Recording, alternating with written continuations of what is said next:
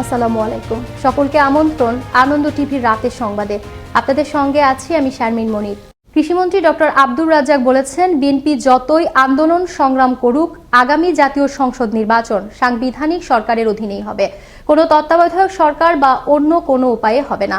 শনিবার সকালে টাঙ্গাইলের শ্রমিক নেতা আব্দুল সবুর খান বীর বিক্রমের স্মরণ সভা অনুষ্ঠানে যোগদানের আগে সার্কিট হাউসে সাংবাদিকদের এক প্রশ্নের জবাবে তিনি কথা বলেন। তাদের সাথে জনগণ নাই, তারা আন্দোলনের ডাক দেয়, কোনো মানুষ আন্দোলনের সাড়া দেয় না, আবার আন্দোলনের হুমকি দিচ্ছে। আমি সুস্পষ্ট বলতে চাই, বাংলাদেশের আগামী যে কোনো নির্বাচন এটি করবে নির্বাচন কমিশন।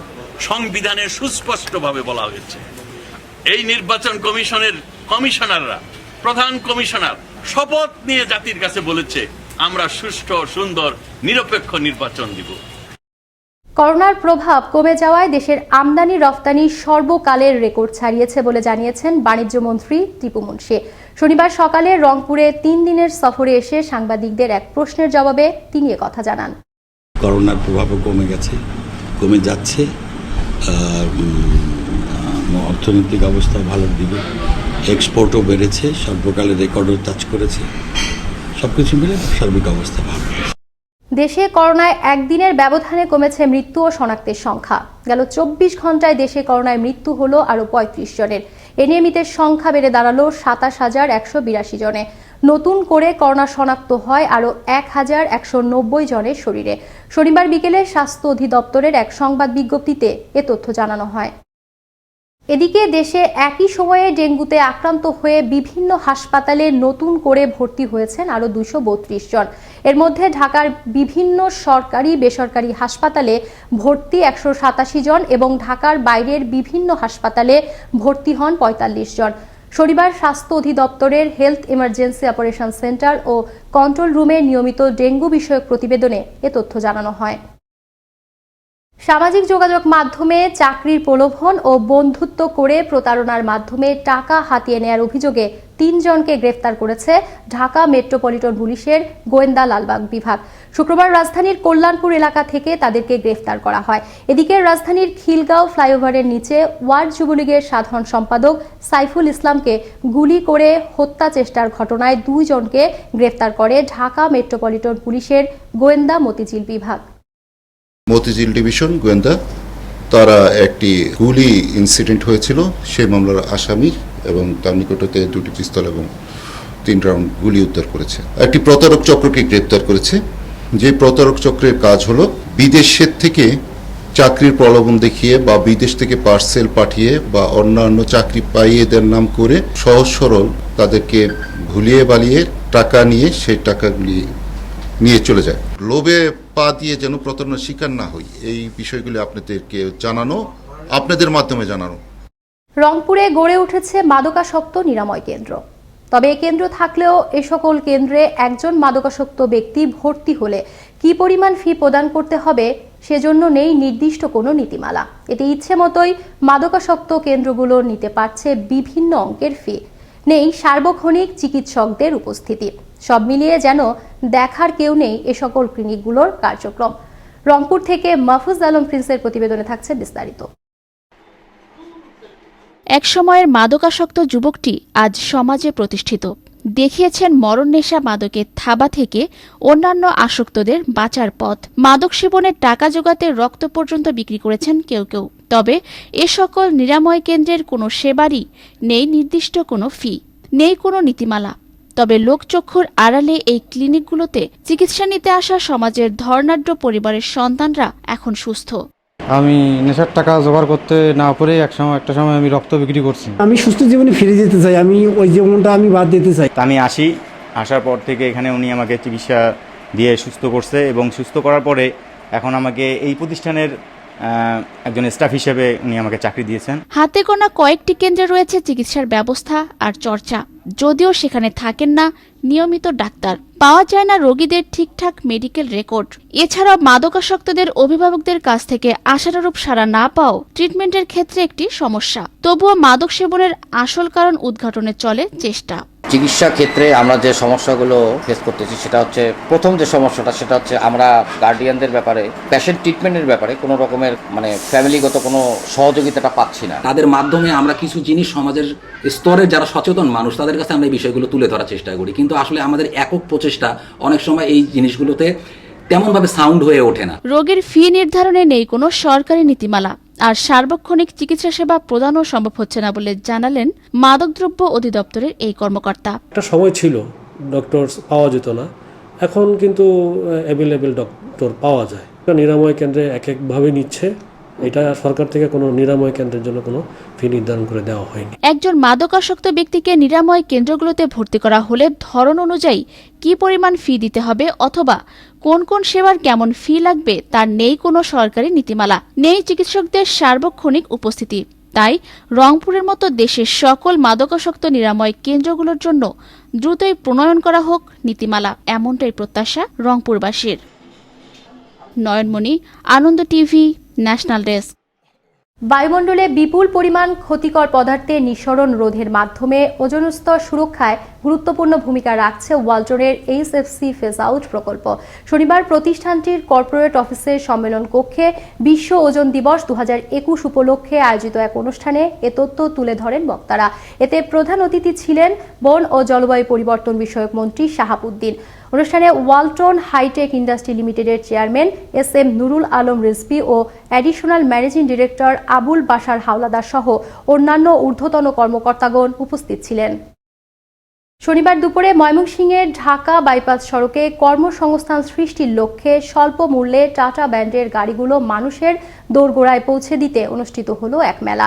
মেলায় উপস্থিত ছিলেন little Tata product president Tanvir Hasan ও এরিয়া প্রেসিডেন্ট মোয়াজ্জেম হোসেন সবুজ সহ প্রতিষ্ঠানটির ঊর্ধ্বতন কর্মকর্তাবৃন্দ। গোপালগঞ্জের কোটিয়ালীপাড়ায় সনাতন ধর্মাবলম্বীদের বিশ্বকর্মা পুজো উপলক্ষে অনুষ্ঠিত হল 100 বছরের ঐতিহ্যবাহী নৌকাবাইজ প্রতিযোগিতা।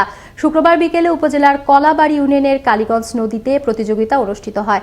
প্রাচীন বাংলার ঐতিহ্যে লালিত আকর্ষণীয় নৌকাবাইজে গোপালগঞ্জ, মাদারীপুর, পিরোজপুর, নড়াইল ও বরিশাল জেলার প্রত্যন্ত গ্রামের শতাধিক সরেঙ্গা, সিপ এবং কোষা নৌকা অংশ নেয়। গোপালগঞ্জের টুঙ্গিপাড়ায় ভাসমান বেডে সবজি ও মশলা উৎপাদনকারী কৃষকদের সঙ্গে অনুষ্ঠিত হলো এক মতবিনিময় সভা। শনিবার দুপুরে উপজেলা পরিষদের সভাকক্ষে কৃষি সম্প্রসারণ অধিদপ্তরের আয়োজনে সভা অনুষ্ঠিত হয়। সভায় ফরিদপুর অঞ্চলের অতিরিক্ত পরিচালক কৃষিবিদ মনোজিৎ কুমার মল্লিকের সভাপতিত্বে প্রধান অতিথি হিসেবে উপস্থিত ছিলেন কৃষি মন্ত্রণালয়ের সচিব ডক্টর আব্দুর রউফ। ময়মনসিংহের ফুলপুরের চর বাহাদুরপুর গ্রামের সাধারণ মানুষদের মিথ্যা মামলা দিয়ে হয়রানির প্রতিবাদে শনিবার দুপুরে শতাধিক গ্রামবাসীর অংশগ্রহণে মানববন্ধন করল এলাকাবাসী। এ সময় অভিযুক্ত আব্দুল কাদির ওরফে লাল কাদিরের বিচার দাবি করেন মানববন্ধনের বক্তারা। জামালপুর সদরের মেস্টা ইউনিয়নের গগনপুরের একাংশকে পার্শ্ববর্তী মেলান্দহের ঘোষের পাড়া ইউনিয়নের সঙ্গে সংযুক্ত করার পায়তারার প্রতিবাদে মানববন্ধন করল এলাকাবাসী। শনিবার দুপুরে উপজেলার পশ্চিম আড়ংহাটি মোড় এলাকায় এ মানববন্ধন অনুষ্ঠিত হয়। এ সময় মেস্টা ইউনিয়ন পরিষদের আগামী নির্বাচন স্থগিত করতে স্থানীয় কিছু কুচক্রী মহল এ ষড়যন্ত্র করছে বলে দাবি করেন মানববন্ধনের বক্তারা। পটুয়াখালীর কলাপাড়ায় রহস্যজনক মৃত্যু হল সুমন খান নামের এক যুবকের। শনিবার সকালে উপজেলার মনোহরপুর গ্রামের একটি দোকানের সামনে অচেতন অবস্থায় ওই যুবককে দেখতে পায় স্থানীয়রা। পরে স্বজনরা এসে তাকে উদ্ধার করে কলাপাড়া হাসপাতালে পাঠালে কর্তব্যরত চিকিৎসক সুমনকে মৃত ঘোষণা করেন। গাইবান্ধার গোবিন্দগঞ্জের নাকাই পশ্চিম পোগাইল নড়েয়ার ব্রিজের কলেজ মোড় থেকে পাকা সড়ক নির্মাণের দাবিতে মানববন্ধন করল স্থানীয়রা। শনিবার দুপুরে নাগরিক কমিটির আয়োজনে নাকাই হাট কলেজের সামনে এ মানববন্ধন অনুষ্ঠিত হয়। একটি জাতীয় দৈনিকের রংপুর জেলার আলোকচিত্রী গোলজার রহমান আদরকে গ্রেফতারের প্রতিবাদে মানববন্ধন ও পথসভা করল স্থানীয় সাংবাদিকবৃন্দ। শনিবার দুপুরে রংপুর প্রেস ক্লাবের সামনে সাংবাদিক নেতা রফিক সরকারের সভাপতিত্বে পথসভায় বক্তব্য রাখেন জেলার অন্যান্য সাংবাদিক সংগঠনের নেতৃবৃন্দ। ভালো নেই গাজীপুরের মৃৎশিল্পীরা, বেড়েছে মাটির তৈরি হাড়ি পাতিল বানানোর কাঁচামালের দাম। এতে কাঙ্ক্ষিত লাভের মুখ দেখছেন না মৃৎশিল্প সংশ্লিষ্টরা। দাবি জানিয়েছেন সরকারি সাহায্য সহযোগিতার। এদিকে ঋণ প্রাপ্তির চেষ্টার কথা জানায় গাজীপুর জেলা প্রশাসনও। গাজীপুর থেকে খোরশেদ আলম খানের তথ্য ভিডিও চিত্রে থাকছে বিস্তারিত। বহুকাল আগে থেকেই বংশানুক্রমে তিলে তিলে গড়ে ওঠা গ্রাম বাংলার ঐতিহ্যবাহী মাটির শিল্প আজ বিলুপ্তির পথে হাঁটলেও গাজীপুরের কালীগঞ্জ ও কাপাসিয়া উপজেলার ছাতিয়ানি, রয়েন, নাওয়ান, নাগরি, করিহাতা, টোক, আড়াল, ঘোষেরগাঁও, দুর্গাপুর ও জামালপুর সহ বিভিন্ন অঞ্চলে প্রায় 4 শতাধিক কুমার রয়েছেন। এসব অঞ্চলের কাঁচামাটির গন্ধে জীবন জীবিকা নির্বাহ হয় কুমার কুমারীদের। তবে পূর্বপুরুষের এ পেশা ও শিল্পকে টিকিয়ে রাখতে সরকারি সাহায্য সহযোগিতার দাবি তাদের। মাটির কাজ আমাদের 14 পুরুষ থেকে করে আসছে, আমরা মাটির কাজের উপরে নির্ভরশীল। আমরা যদি নাকি সরকারিভাবে কোনো সহযোগিতা পাই তাহলে আমরা দেখা গেল লোন টোন পাইলে আমরা কাজটা আরো এগিয়ে নিতে পারি। এদিকে 12 টাকা খরচে প্রতিটি মাটির পাত্র তৈরি করে বিক্রি করেন 15 টাকা। একদিনে সম্পূর্ণ করতে পারেন 50টির মতো পাত্র তৈরি। অন্যদিকে প্লাস্টিকের জিনিসপত্রের আধিক্যে হুমকির মুখে তাদের টিকে থাকা।